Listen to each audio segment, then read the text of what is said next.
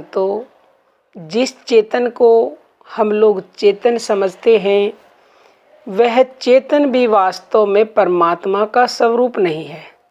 उससे भी परमात्मा का स्वरूप अत्यंत विलक्षण है।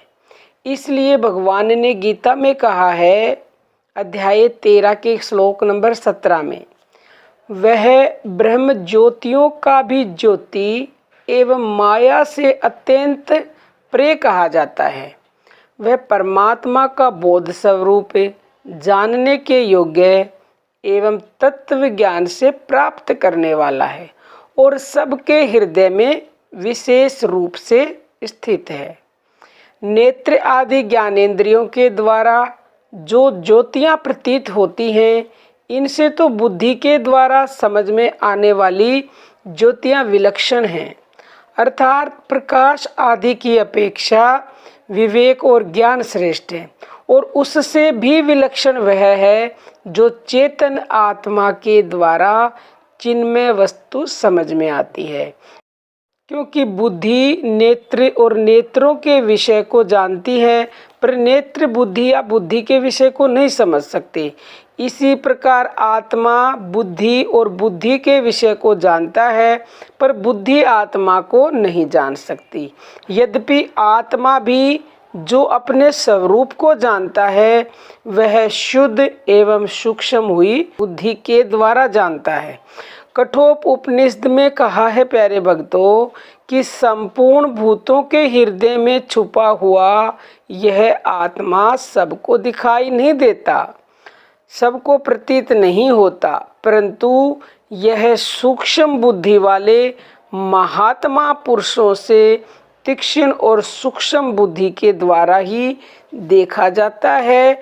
और उन महात्मा पुरुषों के ऊपर, उन भक्तों के ऊपर प्रभु की अपार दया होती है, प्यारे भक्तों। किंतु बुद्धि के द्वारा भी जो आत्मा का स्वरूप जानने में आता है वह बुद्धि विशिष्ट परमात्मा का स्वरूप है, केवल निर्विशेष स्वरूप तो उससे भी विलक्षण है, जो किसी प्रकार बुद्धि के द्वारा जाना नहीं जा सकता। कि जिससे इन सबको जाना जाता है उसको कैसे जाना जाए। वह ऐसा नहीं है, ऐसा नहीं है, आत्मा है, अग्रह है, ग्रहण नहीं किया जा सकता, ऐश्वर्य है, घिसता नहीं है, असंग है, आसक्त नहीं होता, असित है, व्यथा को प्राप्त नहीं होता, उसका विनाश नहीं होता। अरे उस जानने वाले को किसके द्वारा जाना जाए। प्यारे भक्तों, इस आत्मा को, आत्मा क्या है? आत्मा सो परमात्मा, आत्मा परमात्मा का ही छोटा रूप है, उसी का अंश है। तो ये है तो सबके अंदर, लेकिन इसको देख कोई पाता है, और जिसने इसको जान लिया, जिसने इसको देख लिया, उसने परमात्मा को जान लिया, उसने परमात्मा को प्राप्त कर लिया। और ये सब उसकी अपार कृपा से होता है। लेकिन कृपा वो जब करेगा जब आप उससे जुड़ेंगे, उसकी भक्ति करेंगे और अपने अंदर उतरेंगे। अंदर उतरने का बहुत ही सरल हमने आपको तरीका बताया है। श्वासों का जप कीजिए, क्योंकि श्वास ही एक ऐसी वस्तु है जो अंदर जाती है। तो जो अंदर जाती है उसी के द्वारा हम अंदर जा सकते हैं। और जब ये श्वास जप आपके अंदर लय हो जाएगा तो फिर आप ध्यान कर पाओगे उसका। पहले उससे अंदर उतरिए, अंदर उतर के फिर उसका दर्शन करना है आपको, ठीक है।